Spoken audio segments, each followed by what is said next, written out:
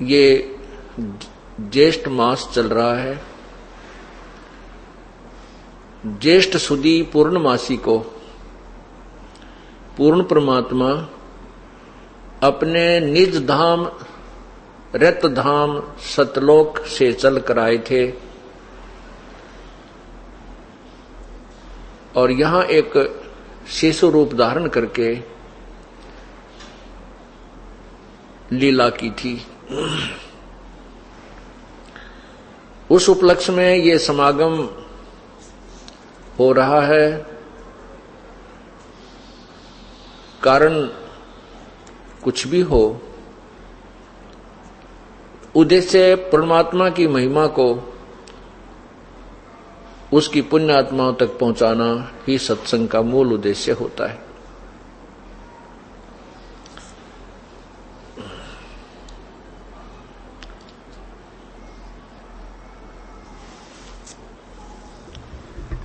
इन 5 दिनों के अंदर आपको ज्ञान कराया जाएगा कि परमात्मा कौन है, कहां रहता है, कैसा है, परमात्मा की क्या स्थिति है, वो साकार है या निराकार है। ये पूर्ण रूप से आपको प्रमाणों सहित बताया जाएगा।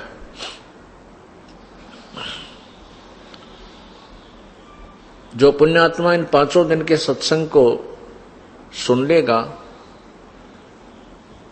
उसको पूर्ण ज्ञान हो जाएगा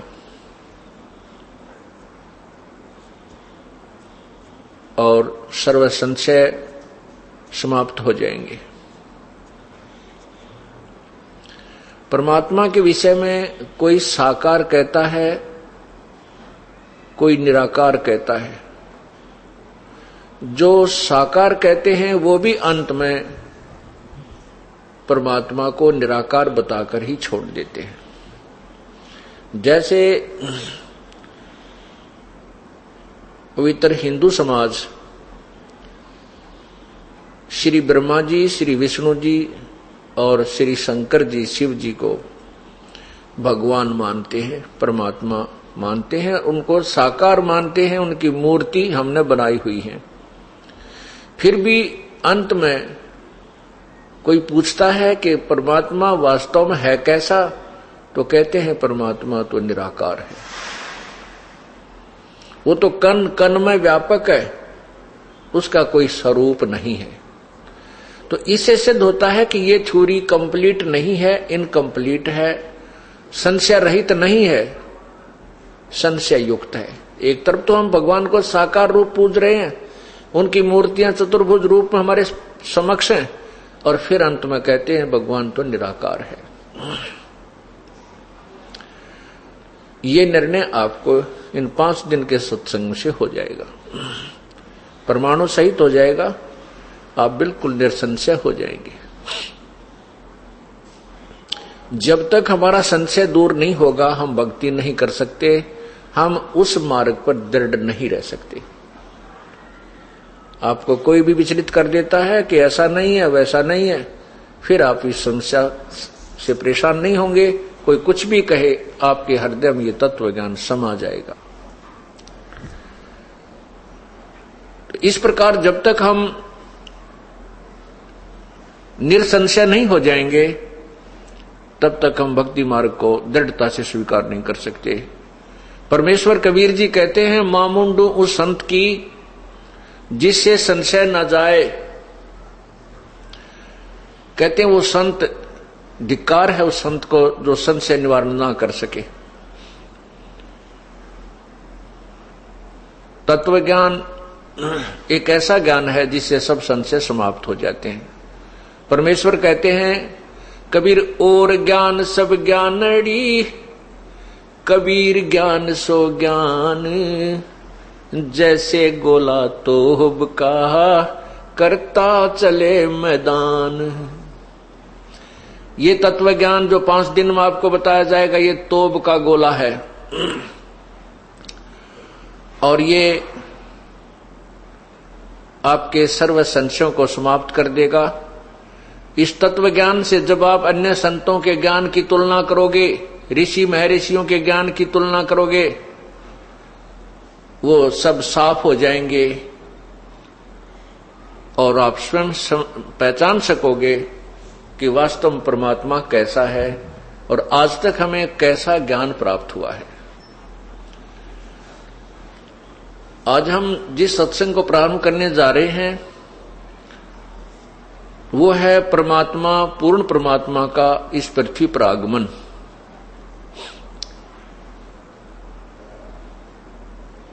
प्रभु कौन है, उसका नाम क्या है, उसका स्वरूप क्या है। परमात्मा साकार है, उसका स्वरूप मनुष्य सदृश्य है। परमात्मा की जो शक्ति है, परमात्मा की जो पावर है, वो निराकार है। परमात्मा जहां भी रहता है उसकी निराकार शक्ति उन्हीं के शरीर से बाहर आ रही होती है और उन्हीं के आदेश से वह सर्व कंट्रोल करती है, सारे समाज सर्व संसार को व्यवस्थित रखती है। ये तत्व ज्ञान का सिद्धांत जो मैं आपको बता रहा हूं। जैसे सूर्य साकार है, उससे निकल रहा प्रकाश उसी से है। सूर्य प्रकाशमान है, सौ प्रकाशित है, सूर्य साकार है। और उसके अंदर से निकल रहा जो ताप है, गर्मी है, उष्णता, वो निराकार है, वो गुप्त काम कर रही है।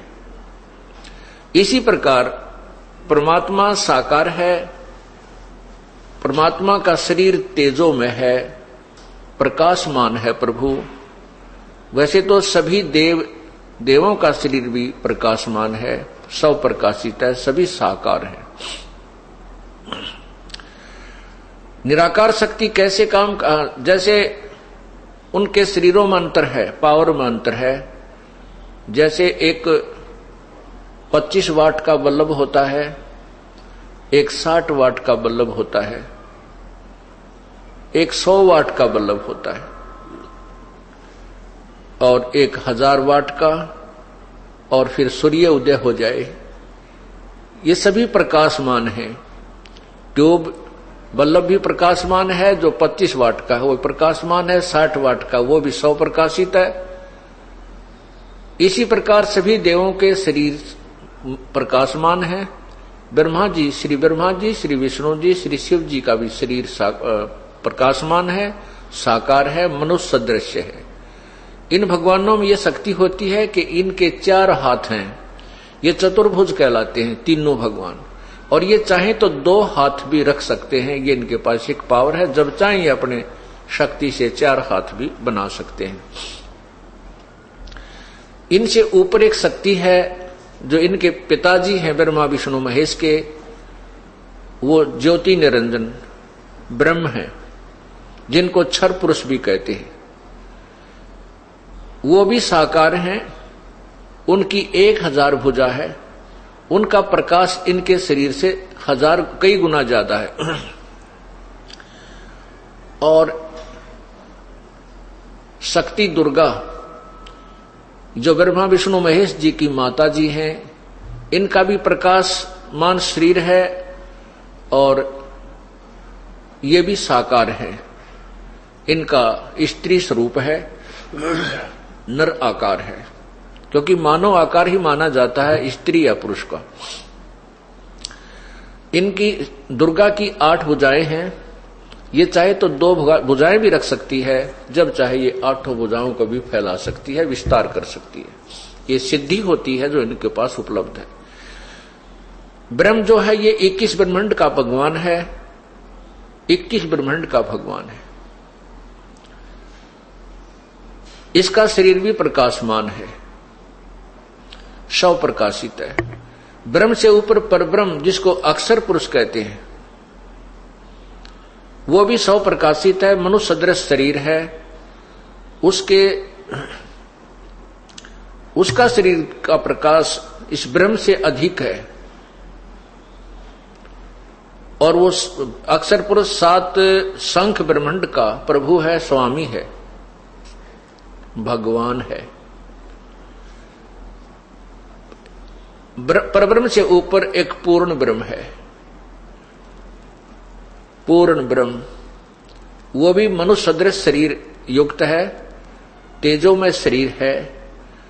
उस परमात्मा का यानी पूर्ण ब्रह्म का, परम अक्षर ब्रह्म का शरीर जो है वो इन सब से ज्यादा प्रकाशमान है। उस पूर्ण परमात्मा को सत्य पुरुष भी कहते हैं। उसी परमात्मा ने अपने अन्य 3 रूप और बना रखे हैं, 3 रूपों में और रहता है। वो परमात्मा असंख्य ब्रह्मांड का मालिक है, जिसके अंतर्गत 7 संख्य ब्रह्मांड परब्रह्म के अर्थात अक्षर पुरुष के तथा 21 ब्रह्मांड इस ब्रह्म के अर्थात क्षर पुरुष के, और ये सभी तीनों लोग उस परमात्मा के अंतर्गत आते हैं। वो सबका मालिक है, कुल मालिक है, वो सत्य पुरुष है। वो परमात्मा सत्यलोक में रहता है, उसका निवास, उसकी राजधानी सत्यलोक है, और बाकी उसका देश है, बाकी उसके सब ब्रह्मांड उसी का राज्य साम्राज्य है। अन्य जो भगवान है वो उसी के अंतर्गत आते हैं।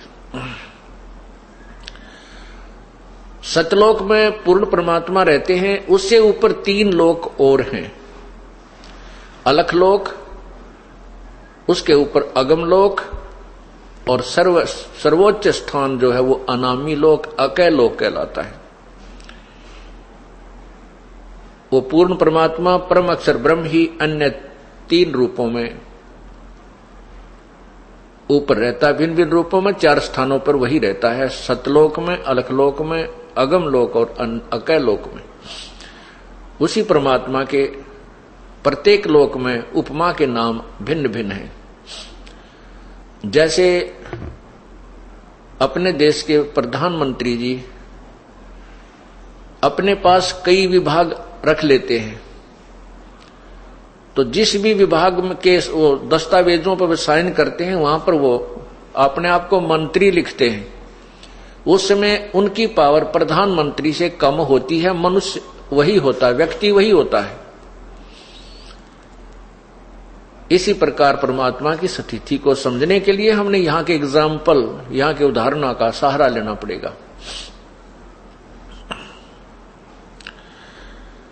अब साकार परमात्मा, प्रत्येक प्रभु साकार है। अब जैसे प्रत्येक प्रभु साकार है, श्री ब्रह्मा, श्री विष्णु, श्री शिव जी, ये एक एक विभाग के मंत्री हैं। श्री ब्रह्मा जी रजगुण विभाग के, श्री विष्णु जी सतगुण विभाग के, और श्री शिव जी तमोगुण विभाग के मालिक हैं। एक ब्रह्मांड में 3 लोक बने हैं, और इन 3 लोकों में एक एक विभाग के ये स्वामी हैं, ब्रह्मा विष्णु महेश जी।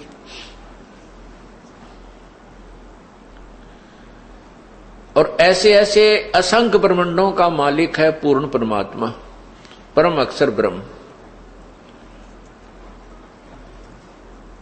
प्रत्येक प्रभु की पावर है, प्रत्येक परमात्मा साकार है, और उनकी शक्ति निराकार है। उनकी शक्ति की एक सीमा है, उनकी रेंज की एक क्षमता है। उनसे निकल रही जो रेंज है उसकी अपनी अपनी सीमाएं हैं, उससे बाहर काम नहीं करती। जैसे मोबाइल टावर लगा हुआ होता है, उसकी सीमा फिक्स कर दी जाती है। वह उसके अंतर्गत जब मोबाइल फोन आ जाता है तो उस टावर के अंतर्गत वो कार्य करना शुरू कर देता है। उससे दूर उसकी पावर नहीं है, उसकी रेंज नहीं है, तो वहां उस टावर की अक्षमता काम नहीं करेगी, वो निष्क्रिय हो जाएगा। इसी प्रकार श्री ब्रह्मा जी, विष्णु जी, शिव जी, ये केवल 3 लोकों में, कौन से लोक? पृथ्वी लोक, ऊपर स्वर्ग लोक, जो कॉमन स्वर्ग है, ब्रह्मलोक नहीं, स्वर्ग लोक, और नीचे एक पाताल लोक है। इन 3 लोकों में एक एक विभाग के रजगुण ब्रह्मा जी, विष्णु सतगुण विष्णु जी, तमगुण शिव जी, ये एक एक विभाग के भगवान हैं, यानी मालिक है, स्वामी है। इन तीनों भगवानों की शरीर से एक ऐसी रेंज निकल रही है, ऐसी शक्ति निकल रही है जो यहां उनके अंतर्गत रहने वाले इन प्राणियों को प्रभावित करती है। इस मनुष्य शरीर को, जीव शरीर को मोबाइल समझो। इस मोबाइल में जौन सा भी टावर का क्षेत्र, तीनों टावरों की वहां कॉमन रेंज होती है, और जिस भी टावर का वो कार्ड होता है उसी की रेंज उसमें काम करने लग जाती है। टावर साकार है लेकिन उससे निकल रही वह शक्ति निराकार है। परमात्मा जो है ये चलता फिरता टावर समझो, जो सभी प्राणियों को अपनी रेंज दे रहा है। अब रेंज की क्रिया को समझने के लिए एक एग्जाम्पल है, उदाहरण है। जैसे एक मकान में रसोई बनी होती है, अन्य रूम होते हैं, रूम्स होते हैं, कमरे होते हैं। रसोई में छौंक लगाया जाता है सब्जी को, और वहां से मिर्चों की जो रेंज है, मिर्च की जो निराकार जो शक्ति है, प्रभाव है, वो अन्य कक्षों में, अन्य कमरों में जाकर के भी छीकम छीक कर देता है। मूल वस्तु, साकार वस्तु रसोई में है, उसकी निराकार शक्ति ने दूसरे कमरों में बैठे व्यक्तियों को भी अपना प्रभाव दिखा दिया, जिससे उनको छींकें आने लगी। ठीक इसी प्रकार ये तीनों परमात्मा ब्रह्मा विष्णु महेश अपने अपनी रेंज युक्त, अपने अपने गुण युक्त जहां भी रहते हैं, चाहे अपने लोक में रहें चाहे अन्य लोक में घूमे, उनके शरीर से निकल रही रेंज प्रॉपर काम करती रहती है। उसी के प्रभाव से ये यहां व्यवस्था बनी हुई है। श्री ब्रह्मा जी के रजगुण निकल रही उसकी रजगुण रेंज से यहां प्राणी उत्तेजित होते हैं, संतान उत्पत्ति करने के लिए विवश हो जाते हैं। ये जीव के बस की बात नहीं है, ये तो एक कठपुतली है, एक यंत्र है, और इन भगवानों की पावरों से ये चलता रहता है। ये कोई यहां पर ये जीव विवश है, संतान उत्पत्ति अवश्य करेगा, ये इसके बस की बात नहीं है। कारण क्या है, इसके पीछे ऐसा क्यों, हमें क्यों विवश किया जा रहा है, ये इस 5 दिन के सत्संग में आपका क्लियर समझ में आ जाएगा, आपको स्पष्ट हो जाएगा। दूसरे भगवान विष्णु जी हैं, सतगुण युक्त हैं। सतगुण के प्रभाव से हम एक दूसरे के साथ प्रेम करते हैं, जैसे भाई बहन का प्यार, मां बेटा का प्यार, पिता पुत्र का प्यार, रिश्तेदारी में लगाव, और संपत्ति के अंदर, संपत्ति में मोह। ये जो मोह है, जो सतीची हमें यहां पर टिकाए रखता है, सतीची बनाए रखता है, ये भगवान विष्णु जी के सतोगुण का प्रभाव है। जैसे हम अपने पुत्रों से, अपनी पत्नी से, अपनी संपत्ति से कितना लगाव रखते हैं, ये हमारे बस की बात नहीं है, ये जीव के बस की बात नहीं है, क्योंकि जीव एक यंत्र है, एक मशीन है, और ये इसीलिए इसी अकॉर्डिंग बनाया गया है, इसी की व्यवस्था ऐसी की गई है कि ये रेंज इसमें काम करें पूर्ण रूप से, ये शक्ति काम करे अपनी अपनी रेंज के आधार पर। तो इस प्रकार भगवान विष्णु जी के सतोगुण से ये प्राणी इस संसार में इतना जबरदस्त मोहित रहता है, संपत्ति के लिए चिपका रहता है, अपने पुत्रों की, माता पिता का आपस में जो प्रेम है ये बना रहता है, जिससे यहां एक व्यवस्था बनी रहती है। ये यहां पर आवश्यक भी है, क्योंकि अगर ऐसा ना हो तो यहां बहुत बुरा हाल हो जाए, कोई भी ना रहे संसार में। अगर हमारा मोह ममता आपस में ना फंसा रहे, कोई नहीं रहे संसार में, क्योंकि यह सुनियोजित व्यवस्था है इस काल भगवान की। ये बना किस लिए रखा है, ये किया किस लिए है, ये हम आपको बताएंगे आने वाले सत्संग में। अब तीसरा भगवान है शिव जी। उनके अंदर तमोगुण है, वो पूर्ण रूप से तमोगुण है। उनके शरीर से निकल रहे तमोगुण के प्रभाव से ये प्राणी इतना कुपित हो जाता है, एक दूसरे को मार डालता है, काट देता है, ना जाने कितने जुल्म ढा देता है।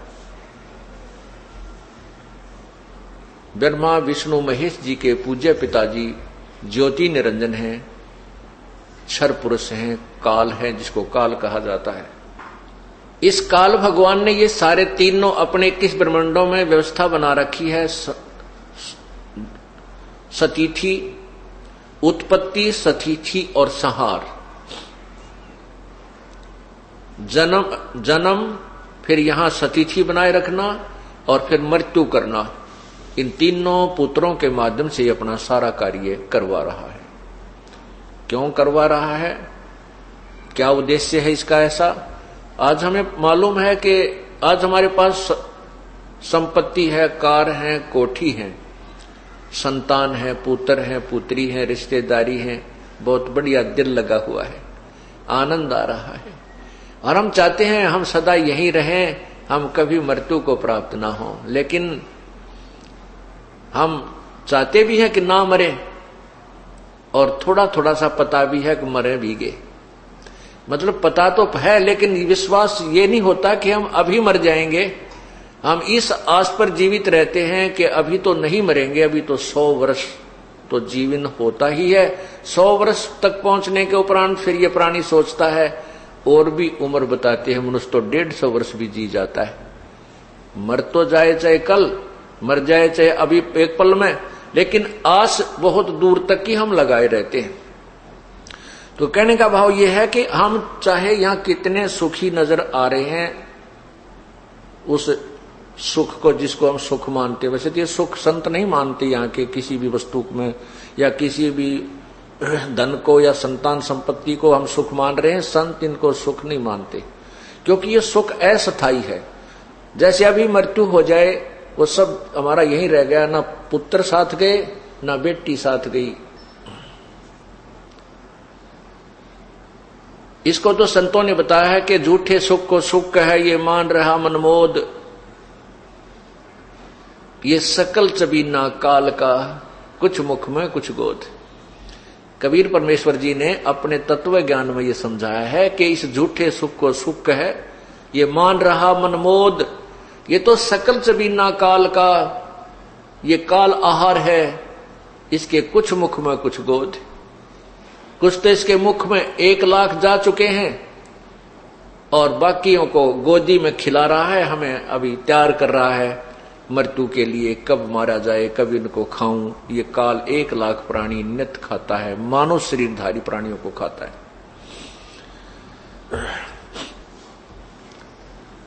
अब जैसे हम यहां पर नहीं चाहते कि मरे,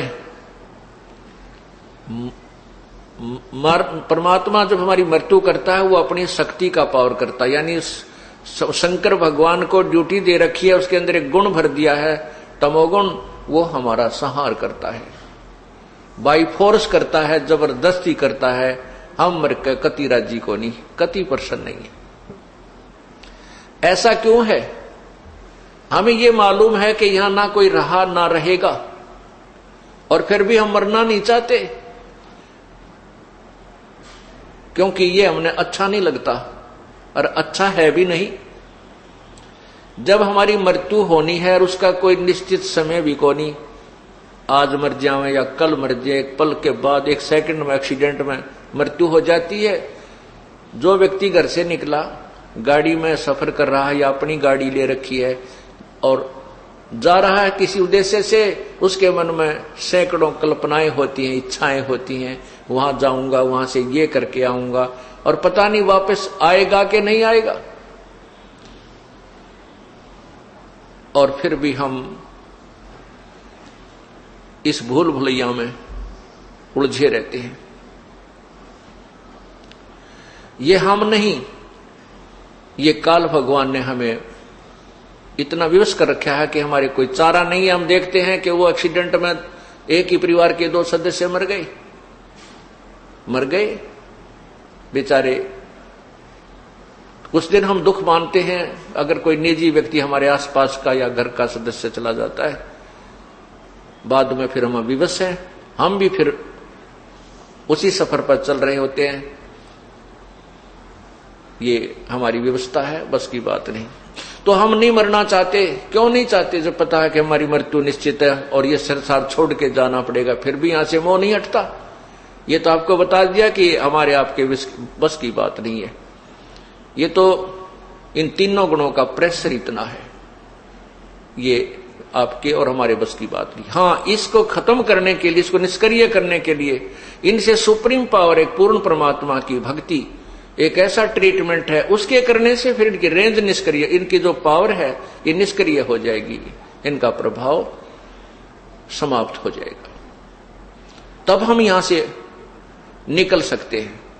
उसका एक ट्रीटमेंट है, अर्थात वो एक उपासना है, वो साधना है, वो हमने करनी पड़ेगी, वो श्रद्धा के साथ करनी पड़ेगी। तब हम इनके जो प्रभाव से बच सकेंगे।